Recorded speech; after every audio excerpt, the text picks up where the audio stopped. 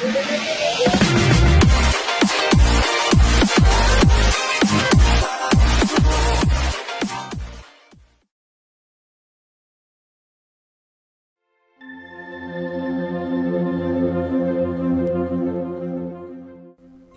Attash قسط number 3۔ آج دن بھر مہرو اداس رہی تھی، جامعہ میں بھی اس کا دل نہیں لگا تھا۔ آج شیخ نظامی جامعۃ الراشدات میں آئے ہی نہ تھے۔ دراصل بصیر الملک نظامی بامیان کے تمام مدارس کے رئیس تھے۔ وہ ہر مدرسہ کی بڑی جماعتوں کو منطق و فلسفہ اور حدیث و فقہ کا درس دیا کرتے تھے۔ مہرو کا خیال تھا کہ وہ بصیر الملک کے ساتھ بات کر کے اپنے دل کا بوجھ ہلکا کر لے گی، لیکن آج رئیس مدرسہ بصیر الملک نظامی غیر حاضر تھے۔ مہرو اور بھی اداس ہو گئی۔ دوپہر کے قریب وہ گھر لوٹی تو اس کے باپ کا پیغام اس کا منتظر تھا۔ ملازم نے مہرو کو بتایا کہ اس کے باپ نے اسے باقی دن کہیں نہ جانے کا حکم دیا ہے۔ اس نے یہ بھی بتایا کہ آج ان کے گھر کچھ مہمان آنے والے ہیں۔ مہمانوں کا ذکر سن کر مہرو چونک سی گئی۔ یقیناً یہ کوئی اہم مہمان تھے جن کی خاطرداری کے لیے خصوصی طور پر مہرو کو پابند کیا گیا تھا۔ اور پھر غروب آفتاب سے کچھ دیر پہلے مہرو کے والد مقبول الدین بیگ 2 مہمانوں کے ہمراہ گھر میں داخل ہوئے۔ مہرو اس وقت بالا خانے میں کھڑی موجود تھی۔ شکل و صورت سے آنے والے مہمان سرکاری اہلکار دکھائی دیتے تھے۔ مہرو کا تمام تر تجسس کافور ہو گیا۔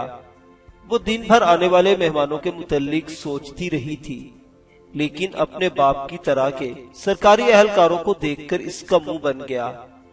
اس نے اپنے حصے کا کام نمٹا لیا تھا۔ مہمانوں کے لیے 3-4 قسم کے کھانے اور قیام کا مکمل بندوبست اس نے اپنی نگرانی میں کروایا تھا۔ چنانچہ مہمانوں کی شکل و صورت دیکھتے ہی وہ بیزاری سے اپنے کمرے کی جانب چل دی۔ اب اس کے ذہن میں ایک بار پھر لائتس لاما کا بھوت گردش کرنے لگا۔ کچھ ہی دیر میں اسے مہمانوں کا آنا بھول گیا۔ اب اسے صرف لاما یاد تھا۔ لاما کی گہری اور کچھ کہتی ہوئی آنکھیں مہرو کے دل و دماغ کے ساتھ چپک گئی۔ وہ اپنے بستر پر دراز ہو گئی اور نہ جانے کب تک ایک ہی کروٹ لیٹی آج صبح کے واقعات پر غور کرنے لگی۔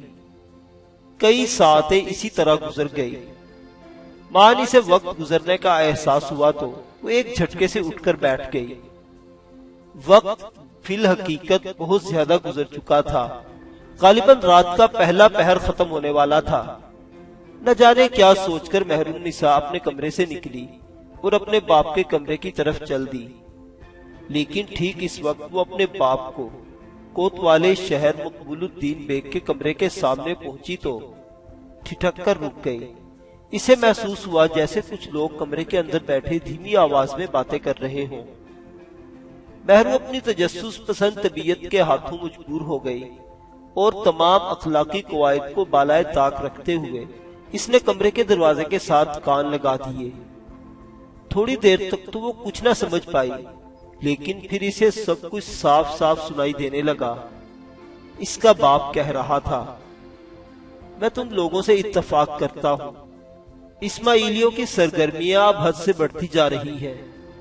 یہاں بامیان میں بھی خوف و ہراس کی فضا پیدا ہو رہی ہے۔ آئے روز کوئی نہ کوئی شخص بہیمانہ انداز میں قتل کر دیا جاتا ہے۔ میں خود بہت پریشان ہوں۔ میں نے کئی مرتبہ سلطان معظم کو خطوط لکھے، لیکن کبھی کوئی جواب نہیں آیا۔ اب آپ بتا رہے ہیں کہ باطنیوں کا کوئی سرغنہ بامیان میں سرگرم عمل ہے۔ یہ تو اور زیادہ پریشانی کی بات ہے۔ آپ ہی بتائیے مجھے کیا کرنا چاہیے؟ یہ مہرو النساء کے باپ کوتوالے شہر مقبول الدین بیگ کی آواز تھی۔ اگلے لمحے ایک مہمان کی آواز پھر ابھری، آپ کو کچھ نہیں کرنا، آپ صرف یہ کریں کہ شیخ بصیر الملک نظامی کی کڑی نگرانی کروائیں۔ تو کیا شیخ بھی اسماعیلی ہے؟ یہ مہرو کے باپ کی آواز تھی، جس کے فوراً بعد پھر وہی شخص بولا، نہیں، بصیر الملک ایک سچے مسلمان ہیں۔ ان کی نگرانی اس لیے ضروری ہے کہ حسن بن سبا کے فدائی ان کے قتل کے در پہ ہے۔ آپ کو تو معلوم ہے کہ عظیم عالم اور مدبر وزیر نظام الملک توسی کا قتل بھی فدائیوں نے کیا تھا۔ ہم نہیں چاہتے کہ شیخ توسی کے قابل شاگرد بصیر الملک بھی ان قاتلوں کے خنجر کا نشانہ بنے۔ ہمیں خصوصی طور پر آپ کی طرف یہی ہدایات دے کر بھیجا گیا ہے۔ مہرو کو اپنے باپ کی آواز پھر سنائی دی۔ آج صبح آپ کا پیغام ملتے ہی میں نے شیخ نظامی کو مدارس کا دورہ کرنے سے روک دیا تھا۔ شیخ آج اپنے گھر پر رہے اور مجھ پر سخت ناراض رہے۔ وہ بار بار پیغام بھجواتے رہے کہ آخر میں نے انہیں کس جرم میں نظر بند کر دینے کا حکم دیا ہے۔ اب مہرو کی سمجھ میں آیا کہ آج اس کے استاد بصیر الملک نظامی مدرسہ کیوں نہ آئے تھے۔ مہرو کے لیے ان مہمانوں کی گفتگو بے حد چونکا دینے والی تھی۔ اس نے باطنیوں کے بارے میں سن رکھا تھا، لیکن وہ یہ نہ جانتی تھی کہ باطنیوں کی زیر زمین سرگرمیاں ایران و خراسان کی تمام علاقوں حتیٰ کہ بامیان کو بھی اپنی لپیٹ میں لے چکی ہیں۔ اس نے اپنے نصاب میں باطنیوں کے نظریات بھی پڑھ رکھے تھے اور وہ حسن بن سبا کے نام سے بھی اچھی طرح واقف تھی، لیکن یہ جان کر اسے بے حد رنج پہنچا کہ اس کے قابل اور محترم استاد شیخ بصیر الملک نظامی کے قتل کیے جانے کا حکم بھی باطنیوں نے جاری کر دیا ہے۔ مہرو کے جسم میں غم و غصے کی لہریں دوڑ گئی۔ شیخ نظامی کے قتل کی بات سننے کے بعد وہ مزید کچھ سننے کی تاب نہ رکھتی تھی، چنانچہ اس نے وہاں کھڑے رہنا بیکار سمجھا اور واپس اپنے کمرے میں لوٹ آئی۔ اب اس کو کراختائی نوجوان لائتس لاما بھول چکا تھا۔ وہ سوچ رہی تھی کہ اس کا کوتوال شہر باپ اس کے استاد کی جان کو بچا سکتا تھا۔ مہرو بستر پر لیٹے لیٹے پیچو تاب کھانے لگی۔ نیند اس کی آنکھوں سے کوسوں دور تھی۔ وہ اس انتظار میں تھی کہ اس کا باپ فارغ ہو اور وہ اپنے محترم استاد کی سلامتی کے بارے میں بات کرے۔ لگ بھگ 1 گھنٹہ مزید گزر جانے کے بعد مہرو کا باپ مقبول الدین مہمانوں سے فارغ ہوا۔ مہرو اپنے بستر پر لیٹے لیٹے دروازہ کھلنے اور بند ہونے کی آواز سن کر یہ جان گئی کہ اب اس کا باپ مہمانوں سے فارغ ہو چکا ہے۔ اسے معلوم تھا کہ اتنی دیر گئے اس کا باپ مہرو کے کمرے کی طرف نہیں آئے گا۔ وہ یہی سوچے گا کہ مہرو سو چکی ہوگی۔ چنانچہ وہ خود ہی اٹھی اور اپنے باپ کے کمرے کی جانب چل دی۔ مقبول الدین بیگ ملک کے موجودہ حالات سے بہت پریشان تھا۔ وہ اپنے کمرے کے فرش پر ٹہل رہا تھا۔ مہرو کمرے میں داخل ہوئی، لیکن اس کے باپ کو خبر تک نہ ہو سکی۔ چند ثانیے منتظر رہنے کے بعد مہرو نے از خود بات کا آغاز کیا۔ ابا جان، آپ پریشان دکھائی دیتے ہیں، کیا بات ہے؟ مقبول الدین بیگ نے چونک کر دروازے کی جانب دیکھا، جہاں اس کی اکلوتی اور لاڈلی بیٹی مہرو کھڑی تھی۔ مہرو، تم کب آئی؟ ابھی۔ حیرت ہے، مجھے تمہارے آنے کا پتہ ہی نہ چل سکا، اسی لیے تو میں نے پوچھا ہے۔ آپ پریشان دکھائی دیتے ہیں۔ مقبول الدین بیگ واقعی پریشان تھا۔ وہ باطنیوں کی زیر زمین سرگرمیوں سے عاجز آ چکا تھا، لیکن وہ کوتوالے شہر تھا اور اپنے فرض کو نبھانا اچھی طرح جانتا تھا۔ وہ اپنی کوتوالی کی سرکاری باتیں اپنی بیٹی کو بتا کر اسے خوامخواہ پریشان نہ کرنا چاہتا تھا، چنانچہ وہ مسکرا دیا۔ ارے نہیں، ایسی کوئی بات نہیں، میں تو بالکل ہی پریشان نہیں ہوں۔ لیکن مہرو کہاں ماننے والی تھی۔ وہ جھٹ سے بولی، ابا جان، میں نے اتفاق سے آپ کی کچھ باتیں سن لی ہیں۔ میں تجسس کر کے اچھا نہیں کیا، میں آپ سے شرمندہ ہوں، لیکن سچ تو یہ ہے کہ اپنے محترم استاد شیخ نظامی کے بارے میں سن کر میرے تن بدن میں غم و غصے کی لہر دوڑ گئی ہے۔ ابا جان، آپ تو کوتوالے شہر ہیں، کیا آپ میرے استاد کو باطنی قاتلوں سے نہیں بچا سکتے؟ مقبول الدین بیگ کو اپنی بیٹی کا یوں سنگن لینا پسند نہیں آیا تھا، لیکن وہ کچھ نہ بولا۔ اس نے خود ہی مہرو کو لاڈلا رکھا تھا۔ مقبول الدین نے اپنی بیٹی کو بڑے ناز و نام کے ساتھ پالا تھا۔ مہرو ابھی چھوٹی تھی جب اس کی ماں چل بسی، اور بیٹی کی محبت میں مقبول الدین نے دوسری شادی بھی نہ کی۔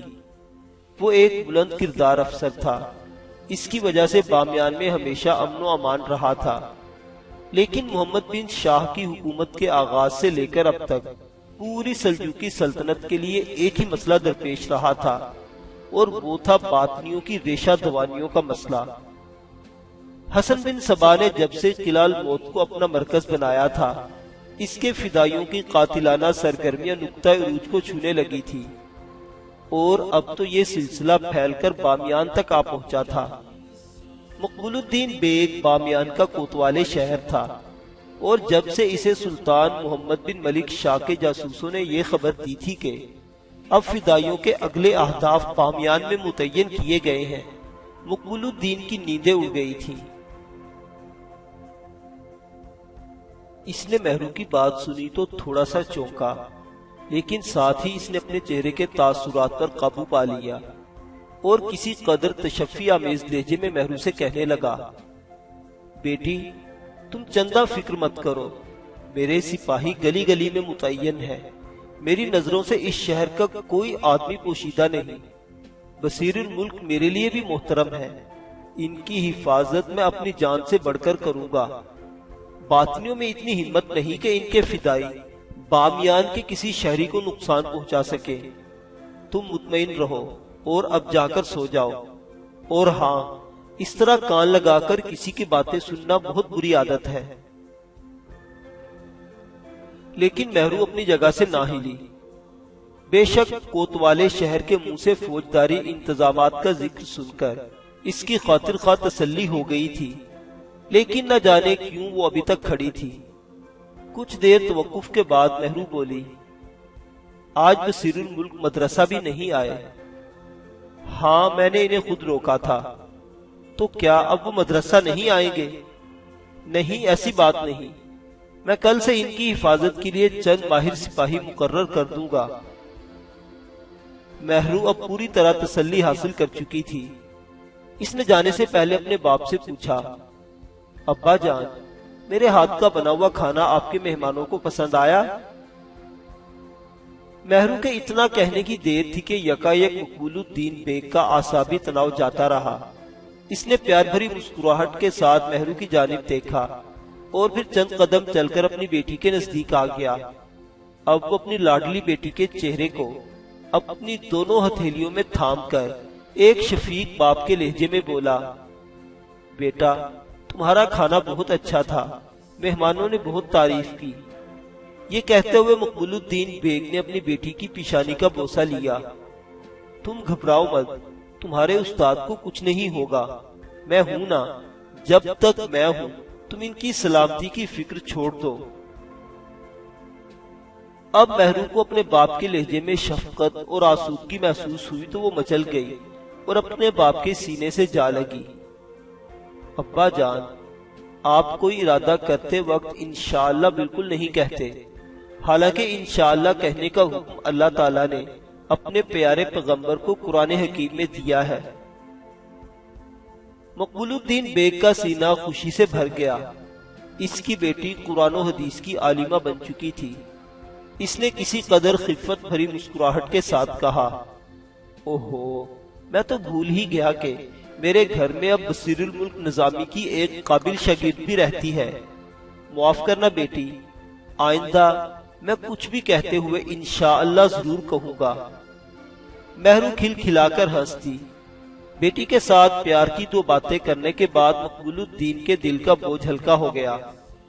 مہرو اپنے کمرے کی طرف واپس جانے لگی تو مقبول الدین نے اسے روکا۔ ارے ہاں مہرو، مجھے تم سے کچھ پوچھنا تھا، اپنی پریشانی میں تو بھول ہی گیا۔ جی فرمائیے۔ مہرو، آج صبح وہ کون اجنبی شخص تھا جو تمہیں بدھوں کی بستی کے پاس ملا؟ ایک مرتبہ تو مہرو کے پیروں تلے زمین تھرا گئی۔ یہ کیا؟ یہ کوتوالے شہر تو فی الحقیقت بہت زیادہ باخبر ہے۔ اگر شہر سے باہر نیچے وادی میں آنے والے بدھوں کے کسی مہمان کی خبر اس سے پوشیدہ نہیں تو پھر یہ سچ میں شیخ نظامی کو کوئی خطرہ نہیں ہو سکتا۔ اپنے باپ کی کارکردگی دیکھ کر بیٹی کا سینہ فخر سے پھول گیا۔ وہ مسکراتے ہوئے گویا ہوئی، وہ کوئی نوجوان لاما ہے۔ آج مجھے معلوم ہوا کہ بدھ مت مذہب کیا ہے۔ میں نے اس کے ساتھ باتیں کی، میں نے اسے خود اذیتی کے عمل سے روکا تو اس نے مجھے اسنا اشریوں کا حوالہ دے کر لاجواب کر دیا۔ وہ بے حد ذہین اور اپنے مذہب کا عالم ہے۔ اپنے مذہب کے علاوہ وہ باقی مذاہب کے بارے میں بھی بہت کچھ جانتا ہے۔ ہماری ملاقات بہت دلچسپ رہی۔ بیٹی کی بات سن کر مقبول الدین حیران ہوا۔ اچھا، وہ اتنا ذہین ہے؟ میں چاہتا ہوں کہ ایک بار اس سے مل لوں۔ اگر وہ مسلمانوں کے بارے میں اتنا جانتا ہے تو ہو سکتا ہے وہ لاما کے روپ میں کوئی اور ہو۔ کہیں ایسا ہی تو نہیں کہ کوئی باطنی قاتل بھیس بدل کر بامیان کے مضافات میں آ ٹھہرا ہو سکے تو تم کل صبح اس سے ایک بار مل لینا، اسے گھر آنے کی دعوت دو۔ کل رات ہم اس کے ساتھ کھانا کھائیں گے، اس طرح اس کی حقیقت جاننا مشکل نہ رہے گی۔ مہرو اپنے باپ کی ذہانت، کارکردگی اور قوت تفتیش دیکھ کر ششدر رہ گئی۔ وہ سوچ بھی نہ سکتی تھی کہ اس کا باپ اتنا بڑا سراغ رساں اور افسر کوتوالی ہے۔ مقبول الدین اپنی بیٹی کی حالت دیکھ کر محظوظ ہو رہا تھا۔ وہ مسکراتا رہا۔ مہرو مخاطب ہوئی، ابا جان، سچ بتاؤں، آپ کمال کے آدمی ہیں۔ آج آپ کی بیٹی آپ کو مان گئی۔ پھر اس نے شرارت آمیز لہجے میں کہا، لیکن یہ بھی دیکھیے، آخر باپ کس کے ہیں؟ مقبول الدین کھل کھلا کر ہنس دیا۔ مہرو نساء نے پھر بات کی، ٹھیک ہے، میں کل صبح اسے یہاں آنے کی دعوت دیتی ہوں۔ مجھے امید ہے وہ آسانی کے ساتھ میری دعوت قبول کر لے گا۔ مقبول الدین بیگ کتنا بڑا سراغ رساں تھا، یہ اندازہ اس کی بیٹی نہ لگا سکتی تھی۔